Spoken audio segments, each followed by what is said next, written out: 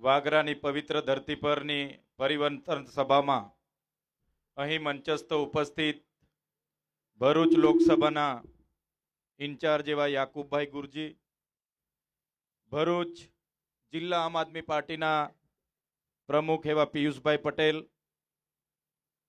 સાથે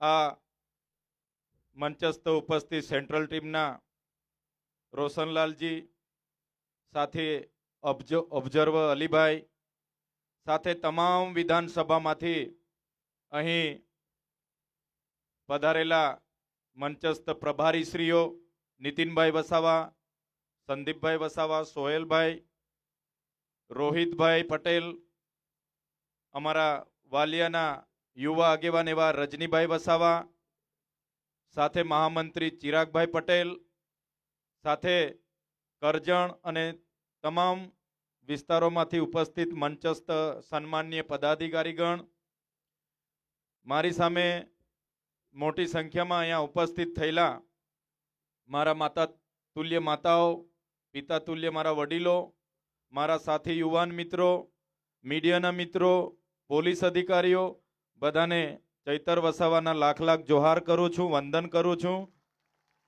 બધાને નમન કરું છું. સાથીઓ, તમે મંચ બાજુ જોશો, મંચ પર બેઠેલા એક એક યુવાન હર હંમેશ ભરૂચની જનતા માટે ક્યાંક ને ક્યાંક પ્રશાસન સામે અવાજ બનતા હશે, ભરૂચની જનતા માટે લડતા હશે. કે તમે ક્યારે પણ જોયા હશે આ લોકોને કોઈની સેવાકીય પ્રવૃત્તિમાં જ તમને જોવા મળતા હશે.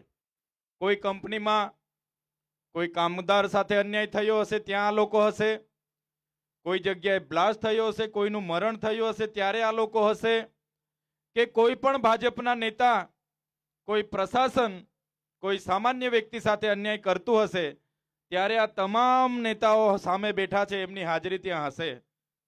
અમારા વિડીયો તમે જોતા હશો, તમે મોબાઈલમાં અમારા વિડીયો જોતા હશો, અમે ગુજરાતની જનતા માટે અવાજ કરતા હશે. એ ચાહે આદિવાસી હોય, દલિત હોય, માઇનોરિટી હોય, એ ચાહે ખેડૂત હોય, મહિલા હોય, કર્મચારીઓ હોય, શ્રમિકો હોય, એક સામાન્ય લોકો માટે અમે અવાજ બનતા હોઈએ છીએ. અને તમે એક બાજુ ભાજપના નેતાઓને જોજો, ભાજપના નેતાઓ ધમકાવતા હશે, ડરાવતા હશે, કોન્ટ્રાક્ટ માટે લડતા હશે, માટીનું ખનન કરતા હશે, ખાણનું ખનન કરતા હશે, ઇનલીગલી ધંધા કરતા હશે, ભ્રષ્ટાચારમાં એના નામ આવતા હશે. સાચી વાત છે કે ખોટી વાત છે? ત્યારે અમે લોકો, એ ચાહે પિયુષભાઈ પટેલ હોય, એ ચાહે યાકુબભાઈ ગુરજી હોય, અમારા રોહિતભાઈ પટેલ હોય, અમારા રજનીભાઈ વસાવા હોય કે સંદીપભાઈ વસાવા હોય, અમે બધા વેલ ગ્રેજ્યુએટ લોકો છે. આજે ચૈતર વસાવાને વિસ્તરણ અધિકારી તરીકે રાજીનામું આપીને આજે જાહેર જીવનમાં કેમ આવવું પડ્યું? વિચાર કરો તમે. આજે મારી સાથેના બધા ટીડીઓ છે, હું પણ ટીડીઓ બની શકત, મારે પણ પરિવાર છે, મારે પણ છોકરા છે, મારે કઈ જેલમાં જવાનું, મારી કોઈ પોલીસ અધિકારી સાથે જમીનના ઝઘડા નથી, કોઈ કલેક્ટર સાથે મારા ધંધાના ઝઘડા નથી, મારે કોઈ સાથે લેવડ દેવડના ઝઘડા નથી. પણ આજે કેમ અમે જનતા માટે જેલમાં જઈએ છીએ? કેમ ભાજપ સામે લડીએ છીએ? કેમ રાજનીતિમાં છે? તો અમે નોકરી કરતા કરતા અમાય તમામ લોકોએ જોયું કે ભાજપના લોકો આપણા કરતા ઓછા ભણેલા છે અને આપણા કરતા મોટી મોટી વાતો કરે છે, ખોટું બોલે છે, જૂઠું બોલે છે અને જનતાના પૈસામાં ભ્રષ્ટાચાર કરીને કરોડપતિઓ બનીને બેઠા છે. ત્યારે આપણે પણ આપણી જનતાના અવાજ માટે રાજનીતિમાં આવીએ એમ વિચારીને અમે તમામ યુવાનો રાજનીતિમાં આવ્યા છે અને અમે સંકલ્પ કર્યો છે કે ભરૂચની જનતાને ન્યાય અપાવવાનું કામ અમે આમ આદમી પાર્ટીમાં રહીને કરીશું. આજે આ ભારતીય જનતા પાર્ટીના નેતાઓ અમારી સાથે જેલ જેલ જેલ જેલની રમત રમે છે ને? અમારી સાથે જેલ જેલની રમતો રમે છે. આ ભાજપ ખૂબ મોટી પાર્ટી છે. ભાજપ પાસે 750 મોટા કમલમ 5 સ્ટાર કમલમો છે. 10,000 કરોડથી પણ વધારે એમનું પાર્ટીમાં એમની લીગલી 10,000 કરોડથી વધારે એમનું પોતાનું બેલેન્સ છે. એક આખી કંપની ઈસ્ટ ઇન્ડિયાની કંપનીની જેમ ભાજપ ચાલે છે. ત્યારે એકલા ચૈતર વસાવા, એકલા પિયુષભાઈ પટેલ, એકલા યાકુબભાઈ ગુરજીથી ભારતીય જનતા પાર્ટીને ડર નથી. પણ અમે બધા લોકો તમને જાગૃત કરીએ છીએ, તમને એક કરીએ છીએ, તમને તમારા અધિકારો માટે લડતા શીખવીએ છીએ, તમને સંવિધાન બચાવતા શીખવીએ છીએ. એટલા માટે ભાજપ અમારાથી ડરે છે. અમારા એકલાથી ડરતા નથી, પણ તમને જાગૃત કરવાનું જે કામ અમે કરીએ છીએ, તમને એક કરવાનું કામ અમે કરીએ છીએ, એના લીધે ભાજપ ડરે છે અને અમને ખોટા કેસ કરીને જેલોમાં નાખે છે. પણ સાથીઓ, અમે રાજનીતિમાં આવ્યા અમારા પરિવારને, અમારા બાળકોને, અમારા ધર્મપત્નીઓને અમે કીધું છે કે અમે ગમે તેટલા ભાજપ એમની સરકારના અધિકારીઓ એમના ઇશારે અમને જેલોમાં નાખશે, પણ આ ચૈતર વસાવાને આમ આદમી પાર્ટીની ટીમ જેલોથી ડરવાની નથી. અમે ભાજપ સામે લડવા વાળા લોકો છે. પણ આ મંચ પરથી એ ભાજપના નેતાઓને પણ કહેવા માંગુ છું, અમને 3-3, 4-4 મહિને દર વર્ષે જેલમાં નાખો છો તો તમે પણ તૈયાર રહેજો, કેમ કે અમે વ્યાસ સાથે તમારો હિસાબ કરવાનો છે. ભાજપના નેતાઓને આ મંચ પરથી કહેવા માંગુ છું, તમને જેટલું બેઠાય એટલું જ અમારા કાર્યકરોને હેરાન કરજો, અમે વ્યાસ સમેત તમારો હિસાબ કરવાના છે. આજે ચૈતર વસાવા એક સામાન્ય પરિવારમાંથી લોકોને જાગૃત કરવાનું કામ કરે એટલે પોલીસ અધિકારીઓ પર ખોટા દબાણો કરીને, ખોટી એફઆઈઆરો કરાવીને આજે 19 કેસો મારા પર થયા છે. 7 વાર આ 3 વર્ષ દરમિયાન મને જેલમાં નાખ્યો છે. અને તો પણ આ ચૈતર વસાવા ભાજપની તાનાશાહીમાં ઝૂકવાનો નથી, લડવાનો છે. સાથીઓ, તમે વિચાર કરો, મીટિંગમાં બોલાવવામાં આવ્યો, એક ખોટો કેસ ઉભો કરવામાં આવ્યો, પોલીસ તાત્કાલિક તૈયાર, એક ધારાસભ્યને ઘસડીને જીપોમાં લઈ જવામાં આવ્યા. રાજપીપળાની જેલમાં રાત્રે મારા પિયુષભાઈ પટેલ, રજનીભાઈ વસાવા, સંદીપભાઈ વસાવા મળવા માટે આવ્યા. અમારા યાકુબભાઈ ગુરજી, એક બાજુ વરસાદ, એક બાજુ અમે ખાધા પીધા વગર અમારો ટિફિન લઈને આવ્યા, અમારા ઘરેથી કપડાં લઈને આવ્યા. પોલીસને વિનંતી કરી, સાહેબ ચૈતરભાઈને જમવાનું લઈ આવ્યા છે, ચૈતરભાઈના કપડાં લઈ આવ્યા છે, અમને 5 મિનિટ મળવા દો, એ કઈ હાલતમાં છે અમને મળવા દો, એમને સાથે વાત કરવા દો. પણ ભાજપના નેતાઓના ઈશારે રાતે 1:30-2 વાગ્યા સુધી મારી સાથે મુલાકાત નહીં આપી. આખી રાત ભૂખ્યા તરસ્યા મેં જેલમાં રહ્યો. બીજા દિવસે મને મામલતદાર પર રજૂ કરવું પડે, નીચલી કોર્ટમાં રજૂ કરવું પડે, પણ મને ડેડિયાપાડા કોર્ટમાં રજૂ કરવામાં ન આવ્યો. મને રાજપીપળાની સેશન કોર્ટમાં ડાયરેક્ટ રજૂ કર્યો. મારા વકીલ આકાશભાઈ મોદી, ગોપાલભાઈ ઇટાલિયા જ્યારે મારો કેસ લડવા માટે આવ્યા, એમને કોર્ટની અંદર પ્રવેશ નહીં આપ્યો અને મારા પર મને રાજપીપળાની જેલમાં રાખવાની જગ્યાએ સેન્ટ્રલ જેલ વડોદરા, જે સયાજીરાવ ગાયકવાડે બનાવેલી, અંગ્રેજો પહેલાની જેલોમાં મને રાખવામાં આવ્યો. અને ત્યાં પણ મને એક દિવસ, એક અઠવાડિયું, એક મહિનો નહીં, 80 દિવસથી પણ વધારે મને રાખવામાં આવ્યો. મને ડરાવવામાં આવ્યો, મને ધમકાવવામાં આવ્યો, મને વેદના આપવામાં આવી. અને ત્યાં તમે જોઈ શકો છો, આજે પણ જેલના વિભાગ પર માહિતી માંગી શકો છો. મને મારા પરિવાર સાથે મળવા દેવામાં ન આવ્યો, મારા વકીલો સાથે મળવા દેવામાં ન આવ્યો. મેં જે કોટડીમાં મને રાખ્યો, એ કોટડીની બાજુમાં 4 જેટલા બ્લેક કોબરા પકડવામાં આવ્યા. 5 જેટલા કોબરા ત્યાંથી નહીં પકડાયા. ત્યારે સાથીઓ, અંધારી કોટડીમાં પણ મેં જ્યારે રહેતો તો મને એકલો રાખવામાં આવ્યો, જેલનું ભોજન આપવામાં આવતું, મને જેલની સાદડી પર ઊંઘવામાં આવતું. ત્યારે પણ મેં નક્કી કર્યું હતું, આ ચૈતર વસાવા છેલ્લા શ્વાસ સુધી ગરીબો માટે લડશે, આ તાનાશાહી માટે ચૈતર વસાવા ઝૂકશે નહીં. સાથીઓ, 80 દિવસ પછી માંડ મારા જામીન થયા.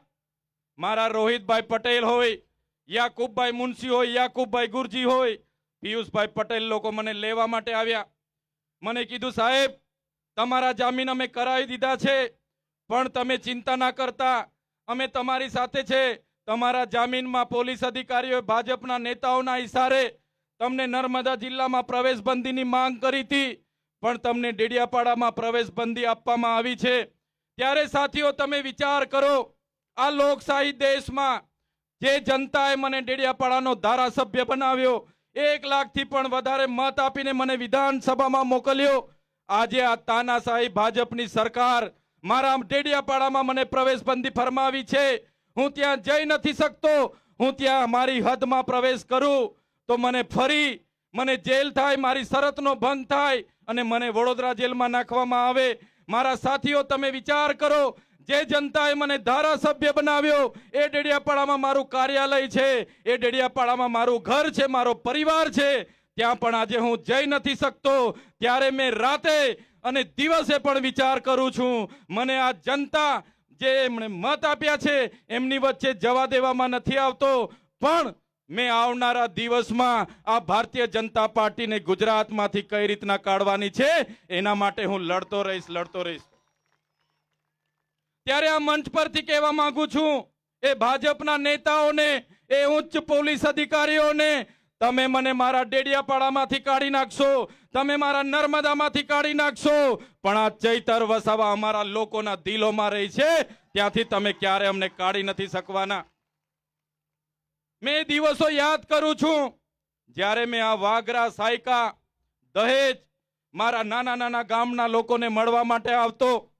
મારા ગામના લોકો મને રાતે 10 વાગે એટલે જમાડતા, ત્યારે પણ મને આ વિસ્તારમાં રહેવાની પરવાનગી નહોતી, ત્યારે પણ મને નર્મદા જિલ્લામાં પ્રવેશબંધી હતી, છતાં એકલા હાથે અમારા સાથી કાર્યકરો સાથે અમે લોકસભા લડ્યા।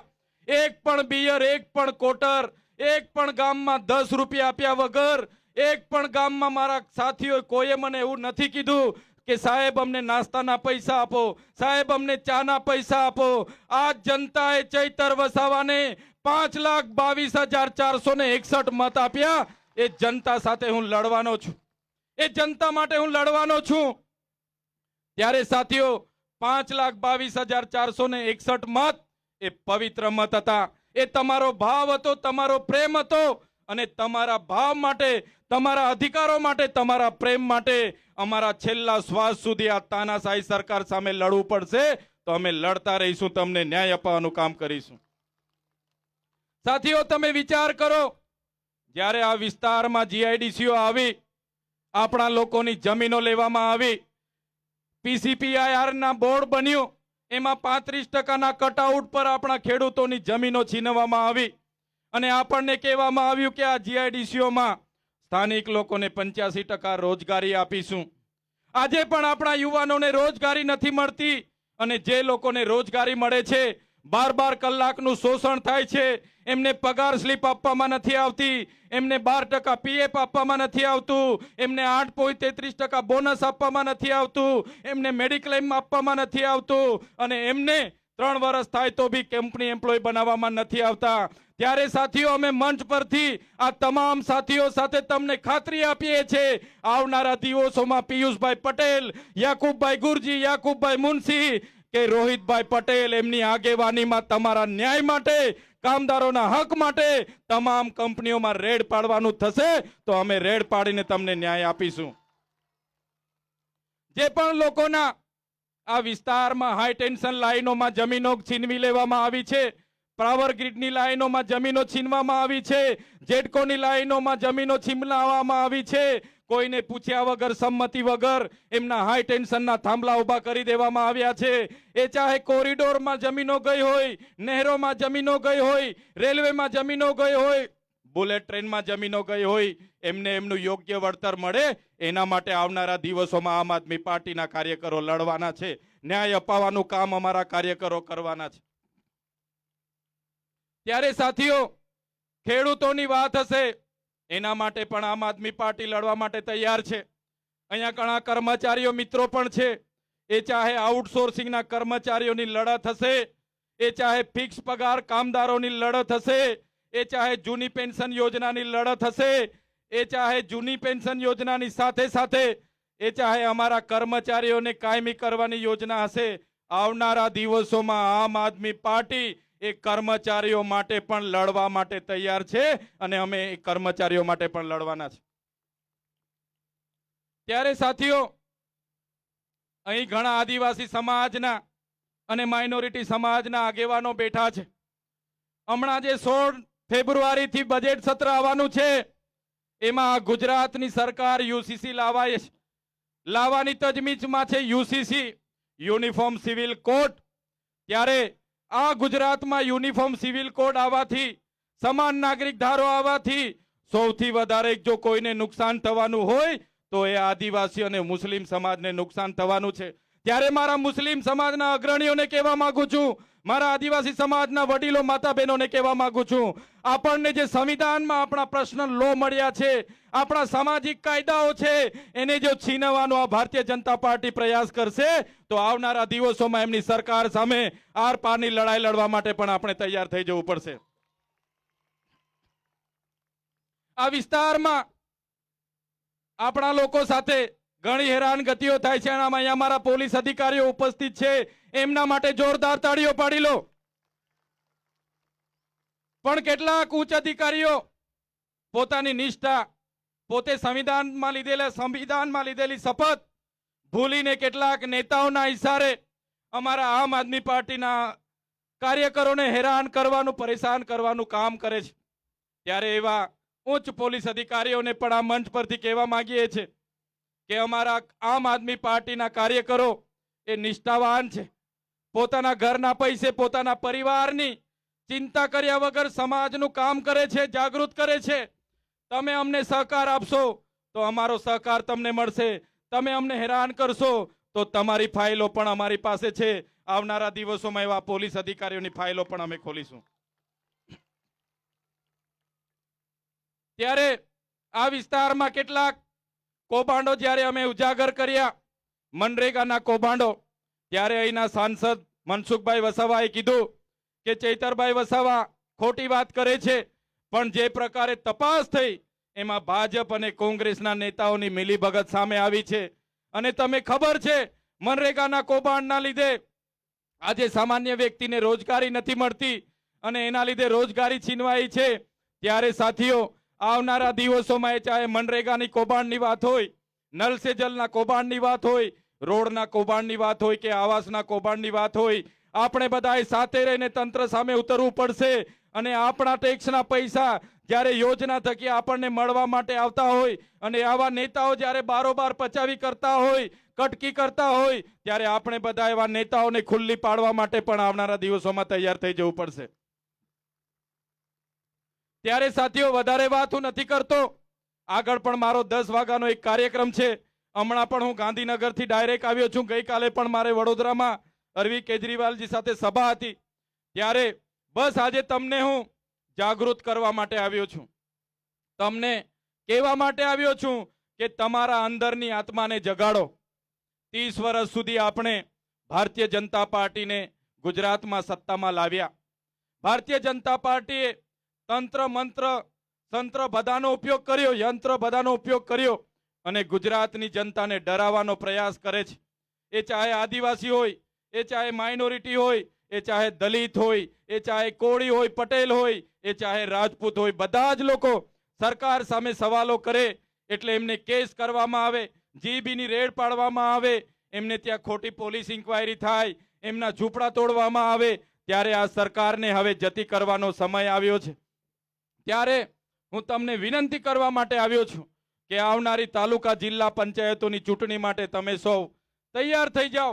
અમે તમારી સાથે છે, પાર્ટી તમારી સાથે છે. તાલુકા જિલ્લા પંચાયતની ચૂંટણી માટે તૈયારી બતાવીને આવનારા દિવસોમાં ઉમેદવારી કરો. તમારી આત્માને જગાડીને આ તાનાશાહી સરકારને કઈ રીતના બહાર કાઢીએ એના માટે સૌ સાથે મળીને આગળ વધીએ, એ જ વિનંતી કરવા માટે હું આવ્યો છું.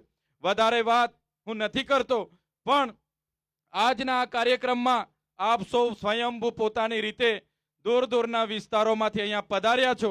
અમારું સ્વાગત કર્યું, અમારું સન્માન કર્યું અને અમને સાથ સહકાર આપવાની ખાતરી તમે આપી છે. ત્યારે અમે પણ મંચ પરથી તમને એટલી ખાતરી આપીએ છીએ કે તમારા અધિકારોની લડત હશે, તમારા હકની લડત હશે, તમારી મૂળભૂત સુવિધાઓની લડત હશે. આમ આદમી પાર્ટીના કાર્યકરો તમે આમ આદમી પાર્ટીના કાર્યકરો તરીકે અમે આગળ હોઈશું. પોલીસની પહેલી લાઠી ખાવાની ફરજ પડશે, પહેલી લાઠી અમે ખાઈશું, છતાં તમને ન્યાય આપવાનું કામ કરીશું. એ વાત સાથે આજે સૌ અહીંયા ઉપસ્થિત થયા તમામ લોકોનો, મંચસ્થ પદાધિકારીઓનો, મીડિયાના મિત્રોનો, પોલીસ અધિકારીઓનો બધાનો જ હું ખૂબ ખૂબ આભાર માનીને વિનમું છું. બસ આવો સહકાર, આવા જ આશીર્વાદ, આવી જ દુઆ તમારી અમને મળતી રહે, એ જ વાત સાથે બધાનો ખૂબ ખૂબ આભાર માનીને વિનમું છું. ધન્યવાદ. જય ભારત, જય હિન્દ, જય જય ગરવી ગુજરાત.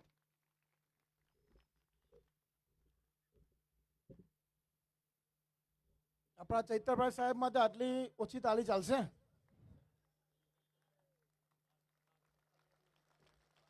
હજુ આપણે 5 મિનિટ બેસવાનું છે. 5 મિનિટ પછી આપણે પ્રોગ્રામને અહીંયા સમાપ્ત કરીશું.